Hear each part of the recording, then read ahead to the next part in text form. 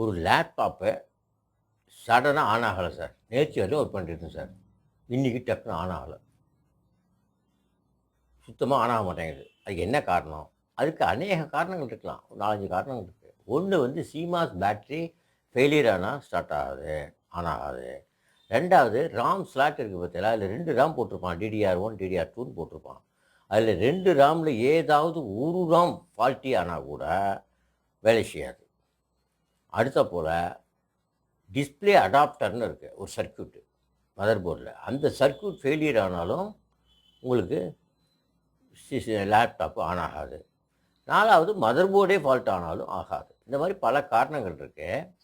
இப்போ நம்ம சுலபமாக எதை செக் பண்ணலாமோ அதை முதல்ல பண்ணலாம். எப்படி கண்டுபிடிக்கிறது? எதை சுலபமாக செக் பண்ண முடியுமோ அதை செக் பண்ணி கண்டுபிடிச்சிடலாம். சாதாரணமாக சிமாஸ் பேட்ரி ஒரு சின்னதாக இருக்கும், டக்குன்னு உடனே மாற்றிடலாம். அதை பேட்ரி எடுத்து பார்த்துட்டு வேறு பேட்ரி போட்டோன்னா ஆச்சுன்னா ஓகே, சரி சார். அதை விட இன்னும் ஈஸியாக என்னென்னு கேட்டீங்கன்னா, ரேம் ஸ்லாட் இருக்கு இல்லையா, ரேம் ஸ்லாட்டில் ரெண்டு ரேமையும் கேட்டிவிட்டு ஒரு ரேமை போட்டுட்டு ஆன் பண்ணி பார்க்கலாம், திருப்பி இன்னொரு ரேமை போட்டுட்டு ஆன் பண்ணி பார்க்கலாம். ஆனால் பாட்டம் ஸ்லாட்லாம் போடணும். ஸ்லாட்டு 1 DDR1 DDR2ன்னு 2 ஸ்லாட் இருக்கும்.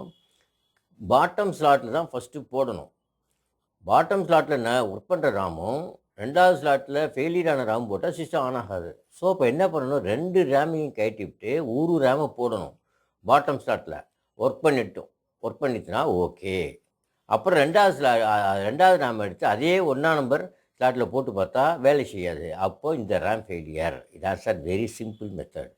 கண்டுபிடிச்சோன்னா ஒரு ரேம் ஒர்க் பண்ணிட்டுனாக்க ஒரே ஒரு ரேமை DDR1ல் இன்சர்ட் பண்ணிவிட்டு சிஸ்டத்தை ஆன் பண்ணி வேலை செஞ்சோன்னா நம்ம கண்டினியூ பண்ணலாம். அப்புறம் ஒரு ரேமை கொண்டு போய் வேறு இன்னொரு ரேம் வாங்கி மாட்டிக்கலாம்.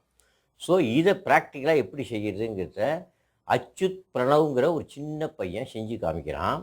இதை யார் வேணால் செய்யலாம், ரொம்ப சுலபமாக செய்யலாம். அதை எப்படிங்கிறத இப்போ பார்ப்போம். Hello, my name is Achyutha Pranav. I am from Standard 6. Since yesterday, this laptop hasn't been working. If we try to switch it on, it wouldn't start. But with the help and guidance of Mr. GK from GK Tech, that is GK Technology, I have been able to fix this laptop.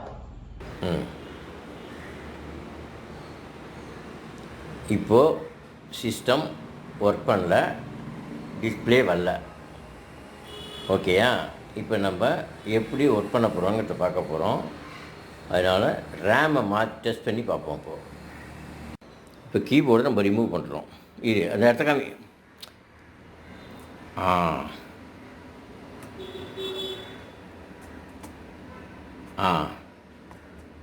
அவ்வளோதான். Okay, stop பண்ணிடு. இப்போது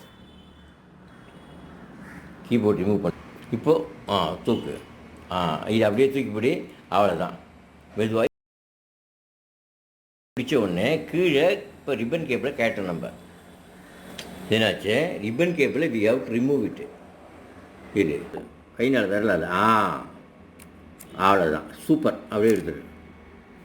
சரி வச்சா அதை காமி, மடித்து காமி, கொஞ்சம் அப்படி காமி. வரல அப்படி சாத்து. திருப்பி ரிமூவ் பண்ணு. அவ்வளோதான். ஓகே, இது தண்டை வை. அடுத்து நம்ம கேட்டு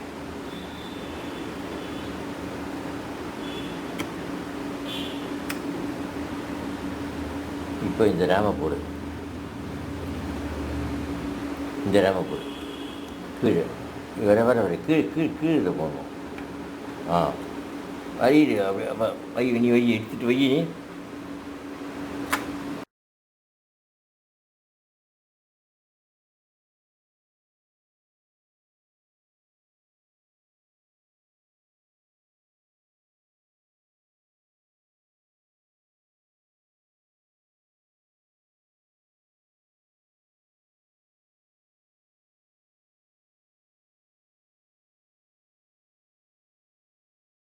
சரி, இப்போ ப்ரெஸ் பண்ணு. இப்போ டிஸ்பிளே பண்ண என்னாச்சு, டிஸ்பிளே வரல, வந்துடுது. இப்போ ஒர்க் பண்ணுறது.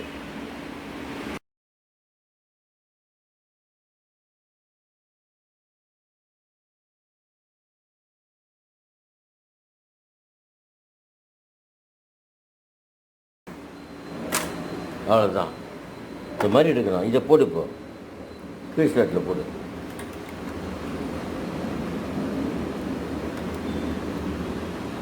கிராஸில் இருக்கக்கூடாது, நேர் இது மாதிரி இப்படி வைக்கணும் முதல்ல, அப்புறம் தான் வைக்கணும். கை வர அப்படி அப்படி கை இப்படி வர வை. அமுக்கு. சரியா போச்சு.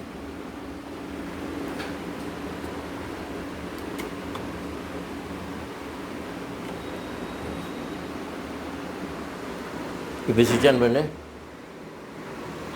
நோ டிஸ்பிளே வரல. ஓகேயா?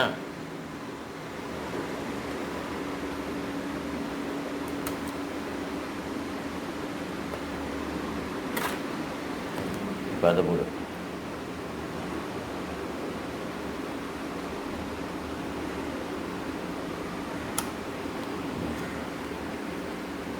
சரியா போடல. இப்போ ப்ரெஸ் பண்ணு.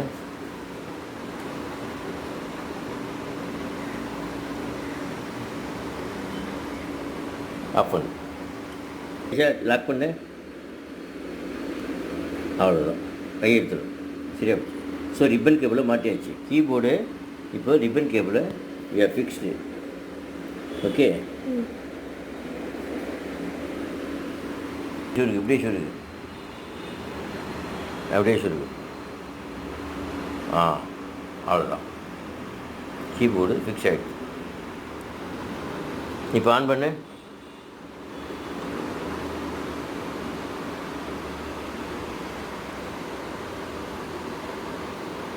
அவ்வளோதான், ஆஃப் பண்ணு.